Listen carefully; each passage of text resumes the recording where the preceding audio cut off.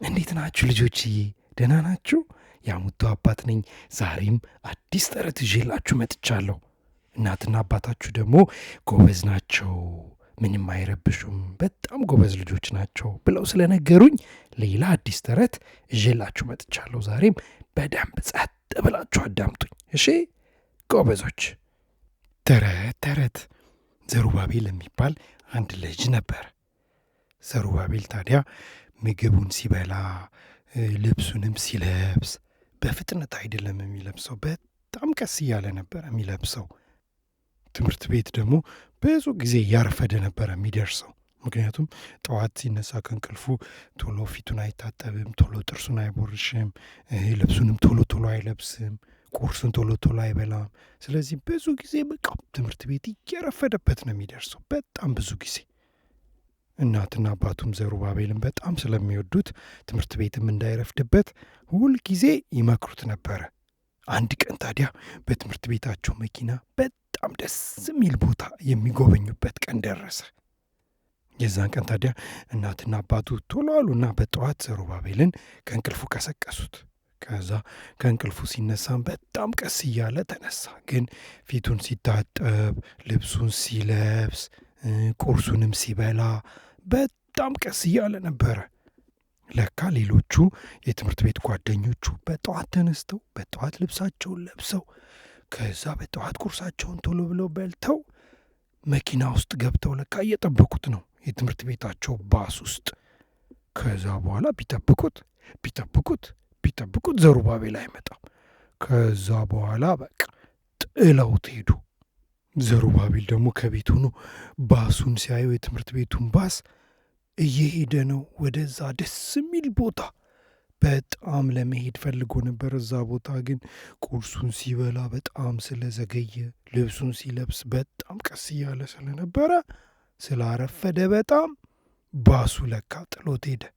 ከዛ በጣም አዘነ ዘሩባቤል። እናትና አባቱ ታዲያ ዘሩባቤልዬ ምን ሆነ ነው? ለምንድነው የምታዝነው? ሲሉት የትምህርት ቤታችን ባስ እኮ በዚህ በኩል አለፈ። ለካ ሲጠብቁኝ እኔ አርፍጄባቸዋለሁ መሰለኝ ጥሎኝ ሄደ አላቸው። እናትና አባቱም አይዞ ዘሩባቤልዬ፣ ለዛ እኮ ነው እኛ ከበፊትም ጀምሮ የምንመክር የነበረው፣ ቶሎ ቶሎ መብላት፣ ቶሎ ቶሎ ቁርስን መብላት፣ ቶሎ ፊትን መታጠብ፣ ቶሎ መልበስ እንዳታረፍድ ያደርጋል። ካላረፈድክ ደግሞ ብዙ ነገር አያመልጥህም፣ ትምህርት ቤት ቶሎ ትደርሳለህ ብለው ነገሩት። ሌሎች ደግሞ የተለያዩ ቦታዎች በትምህርት ቤት ባሳችሁ ስለምትሄዱ ምንም ችግር የለም፣ የዛሬው ቢያመልጥህም ሌላ ጊዜ ካላረፈድክ ብዙ ቦታዎችን ማየት ትችላለህ፣ አይዞ ብለው አጽናኑት። ከዛ ዘሩባቤልም እኔ ከዛሬ በኋላማ አላረፍድም፣ መቼም ከዛሬ በኋላ አላረፍድም፣ በጠዋት እነሳለሁ፣ ስትቀሰቅሱኝ ቶሎ ብዬ ቁርሴን በላለሁ፣ ቶሎ ብዬ ልብሴን ለብሳለሁ፣ ቶሎ ብዬ ትምህርት ቤት ሄዳለሁ፣ አላረፍድም አላቸው። ከዛን ጊዜ በኋላ ዘሩባቤል በጠዋት ነው የሚነሳው፣ ቶሎ ብሎ ነው ፊቱ የሚታጠበው፣ ቶሎ ብሎ ነው ልብሱ የሚለብሰው፣ ቶሎ ብሎ ነው ምግቡን የሚበላው እና ትምህርት ቤት አርፍዶ አያውቅም። እናትና አባቱ እንዳሉትም ለካ ሌላ ጊዜ ደግሞ በትምህርት ቤታቸው ባስ ደስ የሚል ቦታ መሄዱበት ቀን ደረሰ። የዛን ቀን ዘሩባቤል በጠዋት ተነስቶ ልብሱን ለብሶ ፊቱን በደንብ ታጥቦ ጥርሱን ቦርሾ ቁርሱን በልቶ ቶሎ ብሎ እየሮጠ ደስ እያለው ወደ ትምህርት ቤታቸው ባስ ውስጥ ገባና ከጓደኞቹ ጋር ደስ የሚለው ቦታ አብረው ሄዱ ይባላል።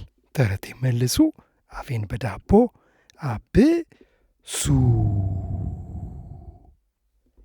አሁን ደግሞ ልጆች ታዲያ እንደተለመደው ለእናታችሁ ወይ ለአባታችሁ ምን ትሏችኋላችሁ? ከዚህ ተረት ስር ሰብስክራይብ የምትል አንድ ትንሽዬ ጽሑፍ አለች፣ እሷን ጫን በሏት ብላችሁ ንገሩልኝ። አጠገቧም ላይክ የምትል እቺ የአውራ ጣት ወደ ላይ ምልክት አለች፣ እሷንም ጫን በሏት ብላችሁ ንገሩልኝ። እሺ፣ የሚቀጥለው ጊዜ አዲስ ተረት ይዤላችሁ ስመጣ እናትና አባታችሁ እንደዚህ ካረጉ ብቻ ነው የአሙቱ አባት አዲስ ተረት ይዞ መጥቷል ብለው የሚያውቁት።